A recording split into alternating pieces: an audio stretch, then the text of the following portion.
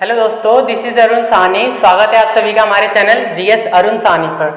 तो जैसा कि आप सब थंबनेल को देख करके समझ गए होंगे, इस वीडियो में हम लोग क्या जानने वाले हैं, और मैं अपने वाइट बोर्ड के माध्यम से आपको बता दूं कि हम लोग क्या जानेंगे इसमें। तो आप यहाँ पे देख सकते हैं कार्यपालिका। तो इस वीडियो में हम जानने वाले कार्यपालिका के बारे में कि कार्यपालिका क्या होती है। कार्यपालिका के बारे में इसका जो कार्य होता है, मैंने आपको बताया था कानून को लागू करना। ये मेरे अपनी पिछली वीडियो में बता रखा है कि विधायिका, कार्यपालिका, न्यायपालिका तीनों के कार्य क्या हैं। अगर आपने नहीं देखी है तो जाइए जल्दी से देखिए। और फिलहाल हम बात कर रहे हैं कार्यपालिका की और इसके प्रकार की, कि इसके कितने प्रकार होते हैं। तो जैसा कि आप यहाँ पे इस व्हाइट बोर्ड पर देख सकते हैं, लिखा हुआ है स्थायी कार्यपालिका। तो दोस्तों, कार्यपालिका का पहला प्रकार होता है स्थायी कार्यपालिका। स्थायी कार्यपालिका को हम गैर राजनीतिक कार्यपालिका भी कहते हैं। क्यों कहते हैं अभी बताऊंगा। उससे पहले जान लें कि कार्यपालिका का दूसरा प्रकार कौन सा है। यहाँ पर आप देखिए लिखा हुआ है अस्थायी कार्यपालिका। अस्थायी कार्यपालिका को हम राजनीतिक कार्यपालिका भी कहते हैं। अस्थायी कार्यपालिका को राजनीतिक कार्यपालिका क्यों कहा जाता है, अब चलिए ये जानते हैं। इन दोनों के बीच में क्या डिफरेंस है। इसे गैर राजनीतिक कार्यपालिका क्यों कहते हैं, इसे राजनीतिक कार्यपालिका क्यों कहते हैं, या फिर इसे स्थायी कार्यपालिका क्यों कहा जाता है और इसे अस्थायी कार्यपालिका क्यों कहा जाता है। तो चलिए जानते हैं। दोस्तों, क्या आपको ये नाम पढ़ करके कुछ आंसर आने की संभावना नहीं लगती। स्थायी, स्थायी मतलब शब्द से ही पता लग रहा है जो एक जगह पर टिका हुआ हो। स्थायी मतलब टिकाऊ। इसे हम टिकाऊ कार्यपालिका, वैसे अपने शब्दों में टिकाऊ कार्यपालिका भी कह सकते हैं। स्थायी मतलब होता है एक जगह रुका होना, टिकाऊ होना। इसलिए हम ये कह सकते हैं कि ये जो कार्यपालिका होती है, इसके जो सदस्य होते हैं ये रुके होते हैं, एक जगह पर टिके होते हैं। और इसमें कौन से सदस्य आते हैं ये मैं आपको बताता हूँ।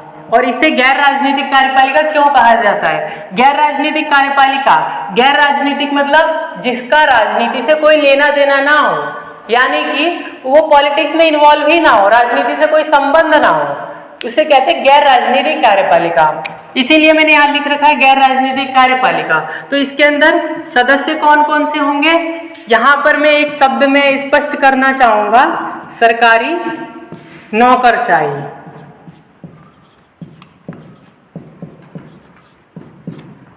तो दोस्तों, मैंने ये एक ही शब्द में बता दिया, सरकारी नौकरशाही।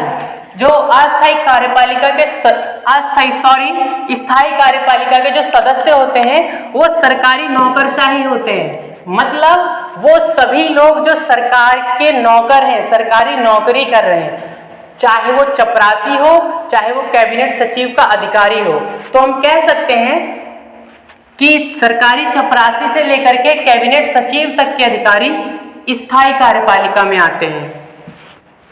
मैं यहाँ पे लिख दूं ताकि आपके माइंड में ये बात बैठ जाए और आप यहाँ पर देख सके, उसे पढ़ के अपने दिमाग में ये बात बैठा सकें। सरकारी चपरासी से लेकर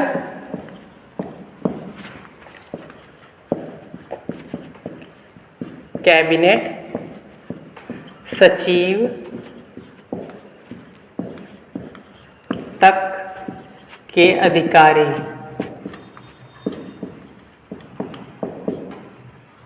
जो परीक्षा दे करके आते हैं। यहाँ पे दोस्तों ये चीज हाईलाइट करनी होगी, परीक्षा दे करके आते हैं, क्योंकि जो सरकारी नौकरी होती है वो परीक्षा दे करके ही मिलती है, लूडो या शतरंज खेलने से नहीं मिलती है। जो परीक्षा देकर आते हैं, ठीक है।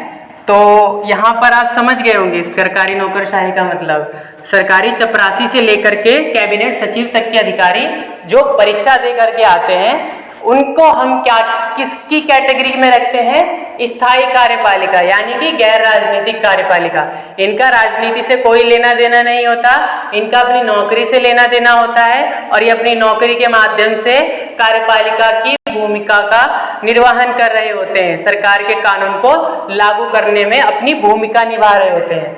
तो हमने ये जान लिया कि जो सरकारी नौकरशाही होते हैं ये स्थायी कार्यपालिका का ही अंग होते हैं और ये स्थायी कार्यपालिका ही होते हैं। अब हम ये जानेंगे कि अस्थायी कार्यपालिका। इससे पहले मैं बता दूं कि गैर राजनीतिक कार्यपालिका यानी इनका ये कोई लेना देना नहीं है कि 5 साल जो चुनाव होता है 5 साल के लिए आएंगे, 5 साल बाद चले जाएंगे, ऐसा कुछ नहीं है। यहाँ पे आप देख सकते हैं मैंने लिखा हुआ है, इसीलिए इस बात को हाईलाइट किया है कि ये परीक्षा दे करके आते हैं, अपनी मेहनत से पढ़ाई लिखाई करके ये परीक्षा दे करके इन्होंने नौकरी प्राप्त करी है। तो एक रिटायरमेंट डेट तक ये अपने पद पर बने रहेंगे, यानी कि इस कार्यपालिका का ही अंग रहेंगे। अपनी मेहनत से आए हैं, परीक्षा दे करके आए हैं, इस नौकरी के किसी पद पर आए हैं, तो इस कार्यपालिका के ये एक निश्चित उम्र सीमा तक ये इस पद पर कार्यरत रहेंगे और कार्यपालिका की भूमिका निभाएंगे। तो दोस्तों ये समझना जरूरी था, इसलिए मैंने ये परीक्षा शब्द को हाईलाइट कर रखा है। अब आते हैं हम अस्थायी कार्यपालिका पर। दोस्तों अस्थायी कार्यपालिका राजनीतिक कार्यपालिका होती है और इसका संबंध पूरी तरह से राजनीति से होता है। इसका राजनीति से 100 में से 101% राजनीति से लेना देना होता है। राजनीतिक कार्यपालिका यानी अस्थायी कार्यपालिका जो टिकाऊ नहीं है। अस्थायी मतलब कोई चीज जो स्थायी ना हो, यानी ये चीज टिकाऊ नहीं है, इसलिए यहाँ पे लिखा हुआ है अस्थायी कार्यपालिका। इसका जो कार्यकाल होता है दोस्तों 5 वर्ष का होता है। कार्यपालिका का कार्यकाल जो राजनीतिक कार्यपालिका होती है, तो इसमें हम किसे गिन सकते हैं? उन सभी लोगों को इसमें काउंट कर सकते हैं जो इलेक्शन के माध्यम से आते हैं, चुनाव के माध्यम से आते हैं, जिन्हें लोग चुनते हैं, या तो प्रत्यक्ष विधि से या अप्रत्यक्ष विधि से। तो इस तरह हम कह सकते हैं कि इसके अंदर मंत्री, संतरी, प्रधानमंत्री, मुख्यमंत्री, यंत्री मंत्री जितने भी हैं उन सबको हम इसमें गिन सकते हैं जो इलेक्शन के माध्यम से आते हैं, चाहे वो प्रधान हो छोटे लेवल का, या फिर मंत्री हो, मुख्यमंत्री हो, चाहे वो प्रधानमंत्री हो, सबको हम राजनीतिक कार्यपालिका की कैटेगरी में रखेंगे क्योंकि ये राजनीति के माध्यम से आते हैं, पॉलिटिक्स लड़ के आते हैं, 5 साल के लिए आते हैं, एक निश्चित अवधि के लिए आते हैं, 5 साल तक ये कार्य करेंगे, उसके बाद दोबारा से इलेक्शन होंगे, फिर दोबारा से मंत्री चुने जाते हैं, फिर नए मंत्री आते हैं, फिर वो कार्यपालिका की भूमिका निभा रहे होते हैं। तो यहाँ पर मैंने कार्यपालिका का अस्थायी रूप आपको समझा दिया। यहाँ पर लिख दूं ताकि आपको याद रहे। मंत्री, संतरी, प्रधानमंत्री, मुख्यमंत्री, मुख्यमंत्री हो गया, और कौन है जल्दी से गिनाइए आप? राज्यपाल। हाँ, तो यहाँ पे हम ये लिख सकते हैं राज्यपाल, उपराज्यपाल, अरे सबसे बड़े जो साहब हैं उनको तो हम भूल ही गए, राष्ट्रपति। राष्ट्रपति जो होते हैं वो तो देश के प्रथम नागरिक माने जाते हैं और वो तो सबसे बड़े इलेक्टेड व्यक्ति माने जाते हैं। तो हम यहाँ पे लिख दें राष्ट्रपति, उपराष्ट्रपति और आदि जिनका भी संबंध राजनीति से हो, आदि जिनका भी संबंध राजनीति से हो।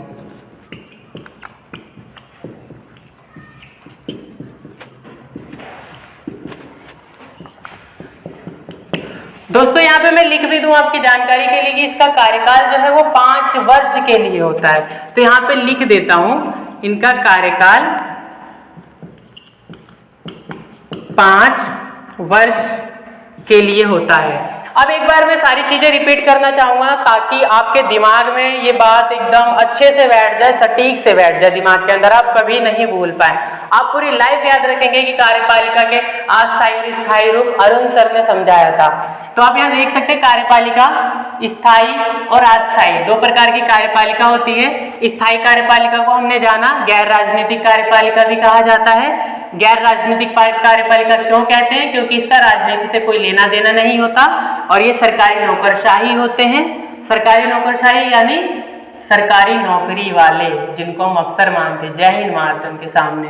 तो जो सरकारी नौकरशाही, सरकारी चपरासी से लेकर के कैबिनेट सचिव तक के अधिकारी जो परीक्षा दे करके आते हैं, राजनीतिक कार्यपालिका यानी अस्थायी कार्यपालिका, इनका राजनीति से पूरा लेना देना होता है। ये चुनाव के माध्यम से जनता द्वारा प्रत्यक्ष और अप्रत्यक्ष विधि से निर्वाचित होते हैं और 5 साल के लिए आते हैं, एक निश्चित कार्यकाल के लिए आते हैं और कार्यपालिका की भूमिका निभा रहे होते हैं।